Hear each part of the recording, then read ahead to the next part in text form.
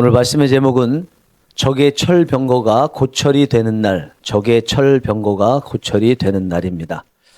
어느 청년 목회를 하시는 목사님이 목회에 크게 부흥을 하게 되었습니다. 어느 날 청년들이 대부분 또 대학교를 다니고 있었기 때문에 그 대학생 청년들을 대상으로 만족도를 좀 조사를 했습니다. 지방대 다니는 학생들에게 만족하느냐 물어보니까 만족하지 못한다고. 왜냐하면 서울에 있는 대학교를 다니고 있지 않기 때문이라고 했습니다. 서울에 있는 대학교를 다니는 청년에게 물어보니 서울에 있는 대학 중에 서울대를 다니지 않기 때문에 만족하지 못한다라고 하더랍니다. 서울에 있는 대학교를 다니는 청년에게 또 물어보니까 서울대학교 다니지 않으니까 만족하지 못한다. 또 서울대학교 다니는 청년에게 물어보니까 서울대학교에 의과대학이나 법대를 다니지 않기 때문에 만족하지 못한다. 서울대학교 의과대학, 법대 다니는 청년들은 또 세계 유수 대학이라고 할 수 있는 하버드 대학이나 예일대학교 같은 대학에 다니지 않기 때문에 만족하지 못한다. 이렇게 말을 하더라는 것입니다. 분명히 각자를 보면 참 존귀하고 보배롭다 그런 청년들인데도 불구하고 남들하고 비교하니까 그 가치에 대해서 제대로 발견하지 못하는 모습을 보이고 있습니다. 우리가 살아가는데 꼭 가져야 될 것이 내가 얼마만큼 소중한 가치를 가지고 있나, 이거에 대한 지식과 분명한 정보를 가지고 있어야 될 것이라고 생각합니다. 이것을 가지고 있는 사람은요, 어떤 상황에서도 낙담하지 않게 되죠. 그 가치가 얼마나 되는지를 판단하는 데 있어서 나름대로의 방법이 있는데, 오늘 본문의 이 말씀은 우리의 가치를 얼만큼 존귀한지 알게 해주고 가치가 얼마나 소중한지를 발견하는 데 있어서 방법을 제공하는 아주 소중한 말씀이라고 생각합니다. 오늘 본문의 말씀은 지난 4장에 보았던 네 번째 사사 드보라가 바락과 함께 승리를 한 다음에 하나님께 감사하며 찬양하며 노래를 올려드리는 내용입니다. 이 노래 안에는 어떻게 해서 드보라와 바락이 하솔랑 야빈의 그 큰 군대와 싸워서 이겼는지를 잘 보여주고 있습니다. 우리가 전쟁에서 승리하기 위해서 일단은 전쟁하기 전에 병력의 비교를 할 필요가 있겠죠. 이스라엘과 그리고 하솔랑 야빈과의 병력을 비교할 필요가 있는데, 기드온의 300용사와 미디안과 병력을 비교할 때는 모두 동일하게 보병이었기 때문에 병사의 숫자를 보는 것이 병력을 비교하는 방법입니다. 그런데 이 하솔왕 야빈과의 전쟁에 있어서는 그렇게 비교해서는 안 됩니다. 주력 부대가 다르기 때문입니다. 이스라엘의 주력 부대는 보병이었습니다. 4장 10절에 보면 이스라엘 백성들이 다볼산까지 올라갔다 이렇게 되어 있는데, 올라갔다라는 표현이 발을 따라 올라갔다 이렇게 원어로 되어 있습니다. 발로 올라간, 즉 보병이란 뜻이죠. 또 5장 15절에서는 내려왔다고 하는데 이것도 발을 따라 내려왔다, 보병이었다는 뜻입니다. 4장 6절과 12절에서는 다볼산까지 10,000명이 올라가서 그곳에서 진을 치고 있다고 하는데, 다볼산에 10,000명이 있기 위해서는 어떤 장비를 가지고는 올라가기 어렵겠죠.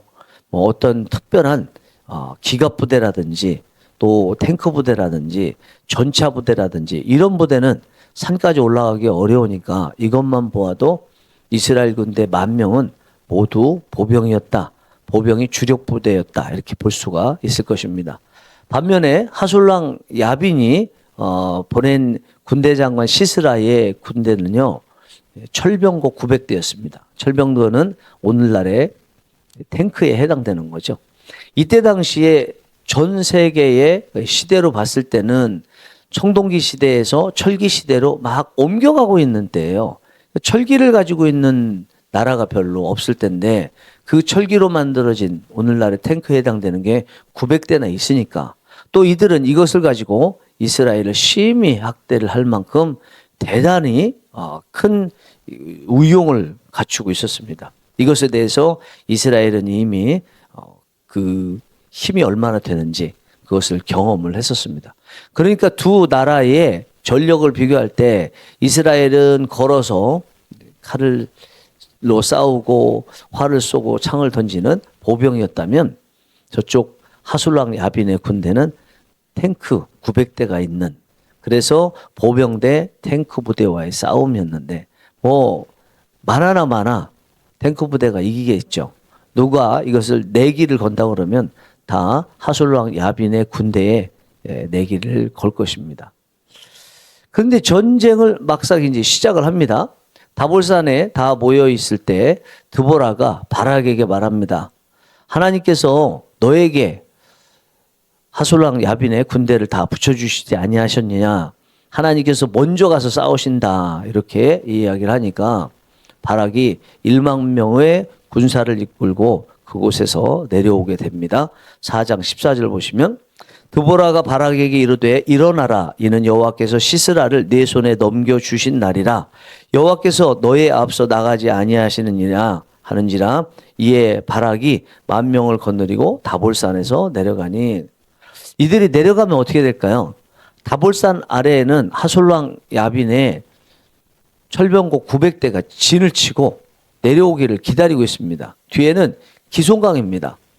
기송강 있으니까 위에 다볼산에서 이스라엘 백성들이 군인들이 내려오고, 그리고 하솔랑 야빈의 철병거에 의해서 막 쫓겨다닌다면 뒤에 기송강이기 때문에 도망갈 곳도 없는 신세가 되는 거죠. 그러니까 지금 다볼산에서 내려오는 이스라엘 백성들은 마치 호랑이 입으로 들어가는 것 같은 모습으로 지금 내려오고 있는 거예요. 이제 전쟁은 뭐 이미 불보듯 뻔하게 하솔랑 야빈에 확실하게 완승을 할 것이라고 예상되는 상황이 있습니다.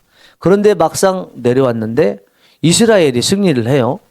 이스라엘이 칼로 적들을 쓰러뜨리고, 그리고 군대 장관이었던 시스라는 안에 있었던 철병거 탱크 안에서 나옵니다. 그리고 도망가요. 15절 보겠습니다. 4장 15절입니다. 여호와께서 바락 앞에서 시스라와 그의 모든 병거와 그의 온 군대를 칼날로 혼란에 빠지게 하시매 시스라가 병거에서 내려 걸어서 도망한지라. 이스라엘이 뭐 승기를 잡았다고 할지라도 그 안에서 살기 위해서는 철병거 안에 있는 것이 사는 방법 아니겠습니까?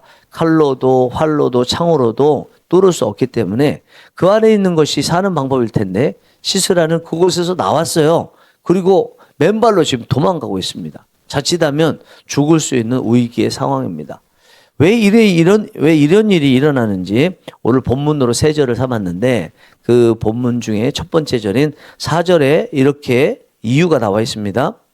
여호와여 주께서 세일에서부터 나오시고 에돔 들에서부터 진행하실 때에 땅이 진동하고 하늘이 물을 내리고 구름도 물을 내렸나이다. 하늘과 구름이 물을 내렸나이다. 하늘에서부터 홍수가 내렸다니, 홍수가 내려서 어떻게 됐는지 21절에 보니까 기손강은 그 무리를 표류시켰으니 이 기손강은 옛강이라 내 영혼아 내가 힘있는 자를 밟았도다. 순식간에 마른 땅처럼 돼서 전차가 움직이기 좋은 상태, 탱크가 움직이기 좋은 상태였던 그 땅이요, 갑작스럽게 내린 홍수로 인해서 진흙탕까지 됐습니다. 그 안에 가만히 있으면 그 철병거의 무게 때문에 점점 진흙 속으로 빠져가게 되는, 나올 수도 없게 되고 목숨조차 부지하기 어려운 그런 상태가 됐다는 것입니다. 이 상황에 대해서 22절은 또 이렇게 말씀하고 있습니다. 그때 군마가 빨리 달리니 말굽소리가 땅을 울리도다. 군마가 빨리 달리고 말굽소리가 땅을 울린대요. 막 달리려고 하는 모습이죠. 원어로 보면 이것은 말발굽이 땅을 계속 쿵쿵거리며 두드리는 소리를 말해요. 이거는 하솔랑 야빈의 군대 장관 시스라의 군인들이 진흙탕이 되어버린 그곳에서 빠져나가기 위해서 애를 쓰고 있는 모습이에요. 빠져나가기 어려우니까 또 애쓰고 애쓰는 모습입니다. 그러면 갑작스럽게 이스라엘이 철병거 900대와 싸워서 승리할 수 있었던 것은 철병거 자체가 마치 고철 덩어리처럼 변하는 상황이 됐기 때문이죠. 좀 전에 말씀드린 것처럼 하늘에서 비가 내리니까 그 땅이 질퍽하게 진흙과 같이 되어서 철병거의 그 무게를 견디지 못하고 점점 빠지게 만드는 그런 상황이 됐기 때문에 이스라엘이 이기게 됐던 것입니다.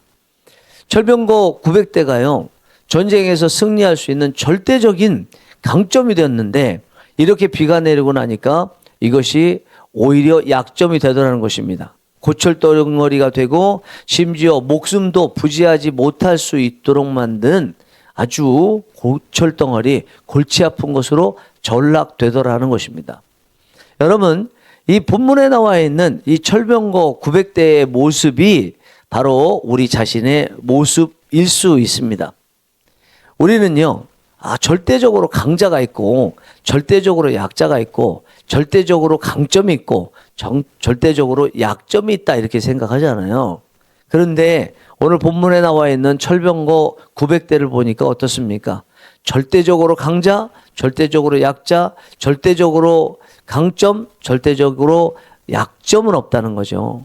어느 상황에 있으면 강자와 강점이 되지만 다른 상황에 있으면 약자와 또 약점이 될 수 있다는 거예요.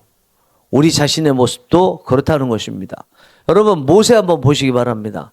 하나님께서 모세를 430년 동안 애굽에서 종살이하던 이스라엘 백성들을 이끌 지도자로 부르시잖아요. 그때 모세가 4번이나 못 가겠습니다. 못 가겠습니다. 마지막에 그 이유를 뭐로 되나요? 나는 말을 잘 못합니다. 대신에 내 형은 말을 잘하니까 형을 지도자로 세우세요 그러잖아요.